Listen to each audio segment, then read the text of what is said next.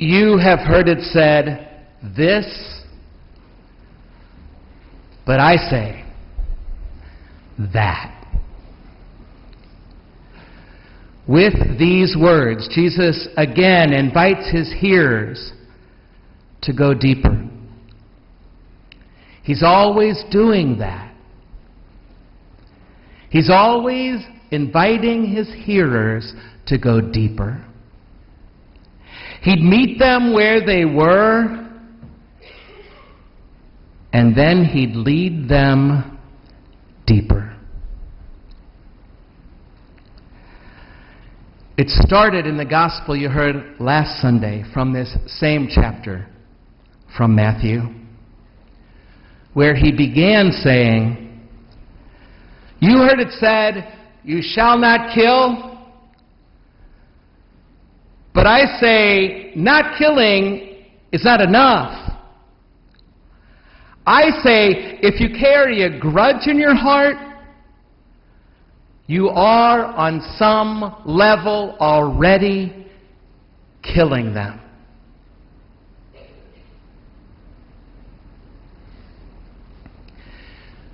You've heard it said, "You shall not commit adultery."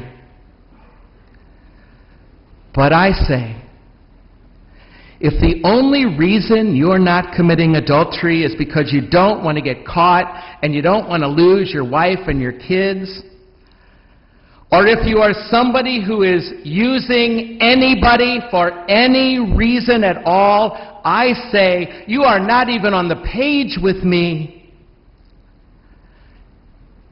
I say, do you love and respect the dignity and the uniqueness of every single person you meet? Respect them. Whether they work above you or below you or they sit across the kitchen table from you. I say, do you respect them? And that chapter continues this Sunday night. You've heard it said, an eye for an eye, a tooth for a tooth. That might have worked for a long time to contain the damage and keep the damage from escalating. But I say to you, offer no resistance. Turn the other cheek. And if somebody needs you to go a mile, go 2. You've heard it said, love your neighbor, hate your enemy. But pagans can do that. I say to you,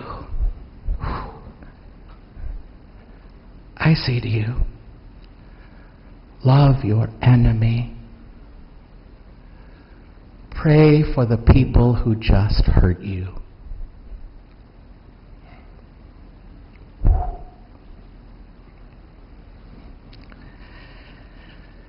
In the entire chapter from Matthew, you heard part of proclaimed tonight. 9 times Jesus repeats that pattern. You've heard it said this, but I say to you that. Jesus is always doing that. He always meets us where we are, and he loves us there. You're keeping the law? Good. That's great. But then he says, come deeper. Come deeper with me.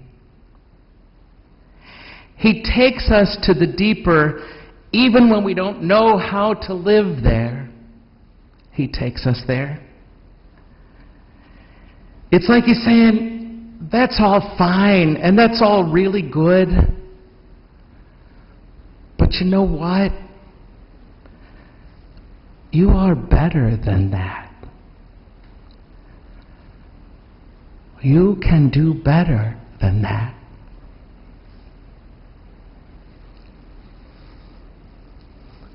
There's a natural human tendency, it seems, to get settled. I've done my work. I've grown enough. I will be fine where I am, thank you. Hey, I keep the 10 Commandments. To which Jesus would say, that's great. Keep those. That's a good thing. But I say to you, where's compassion? Where's compassion in your heart? And can people see joy in you, in your life? I provide for my family. That's good, Jesus says. Do that. That's a really, really good thing. But what I say to you is, do your children know you? Are you working on making your marriage, which may already be good, even better? Are you doing what it takes to make the friendships that you already enjoy and love and appreciate and savor even better? Even better than they already are? I don't steal. Great, Jesus says. Way to go. And what are you doing to make sure there is less starvation in the world?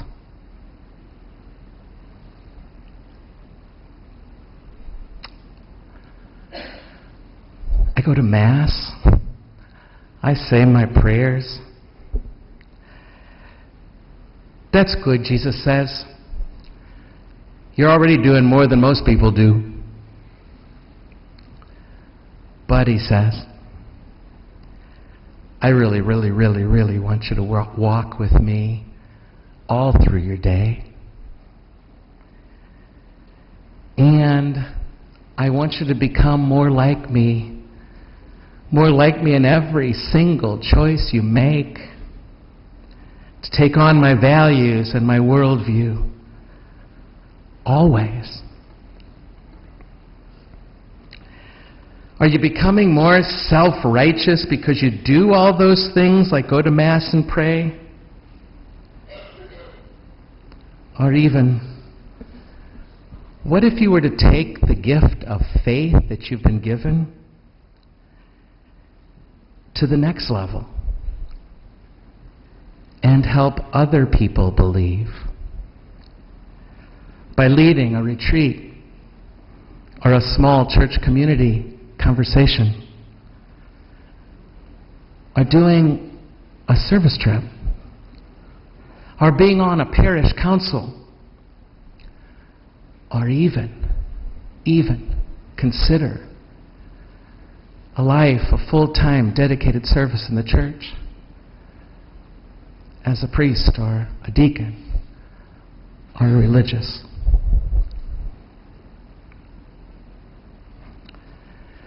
I keep my yard nice, organized, pretty. Great, he says. Great for your neighborhood. But what about the scarcity of resources on this planet, like water? The water you're using up and polluting.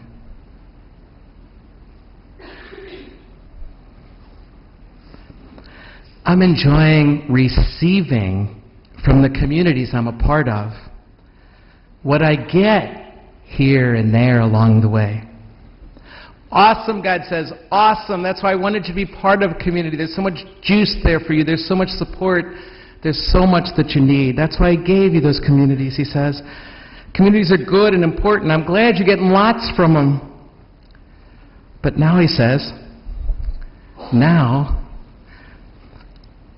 how about if you take some leadership there? How about if you make some sacrifices to make those good communities you're a part of even better?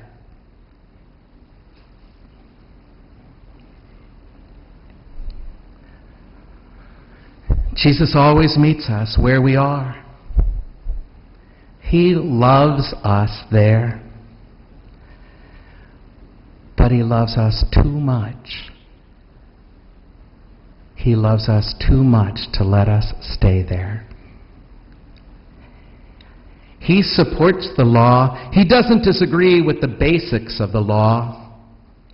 He just wants to take us beyond the law, to our attitudes, to the deepest places we could be living, to the transformation of our hearts. He's just never quite done with us. This became so real for me recently, a couple of weeks ago, as I celebrated sort of a big birthday. And from that perch of that big birthday, looking back over the first half of my life and now well into the second half of my life, it became so real to me of how I spent the first half of my life doing what I was supposed to do there. Building my towers, defining my identity, figuring out what I was for, my purpose in life, my career, my vocation. Working hard to build up the communities I was a part of. But now in the second half of life, well into the second half, it's so different now. Now it's about taking down those towers. Realizing that at this point, some of that doesn't really matter anymore as much. Or maybe if it's not me taking them down, it's life. It's life that manages to take them down in the second half. I visited a woman who was 92 this afternoon. She said she doesn't have any friends anymore. They all died.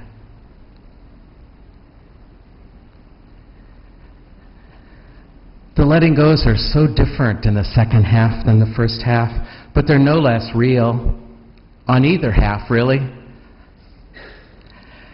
But while I was standing on that perch just recently, I had this sense of how good and still how hard life is, and the challenges of the second half now will be for me. And frankly, there's a part of me that did not want to hear it. Can I just be done, Lord? But then I thought, no. He loves me too much to let me be done.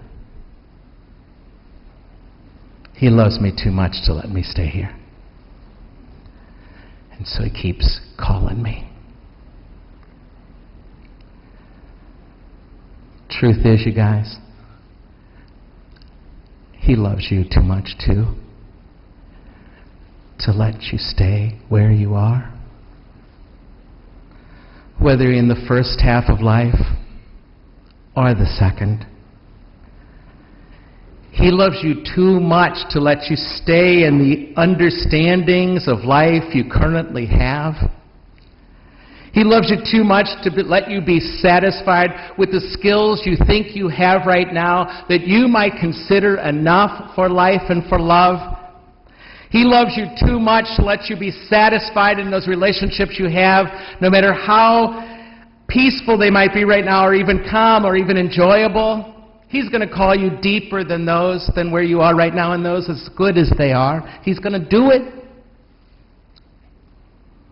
And whatever service you've done, He's going to call you to more.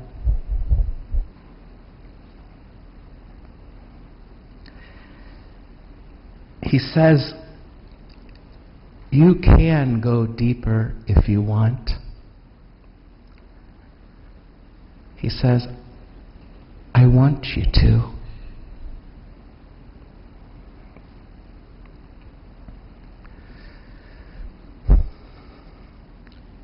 I hope we all have at least a handful of people in our lives who will not let us settle and who will keep calling us deeper. As the gospel puts it, so that we can be perfect as our Heavenly Father is perfect, so that we can know the fullness as our Heavenly Father knows the fullness.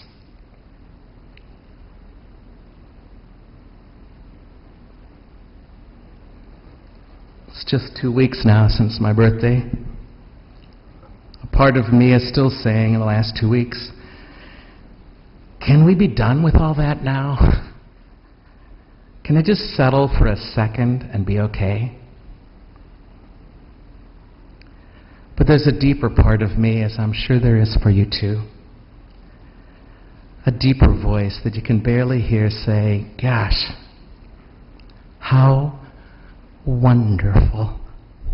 How absolutely wonderful. How blessed I am to have a God and to have good friends who care deeply enough about me to call me deeper.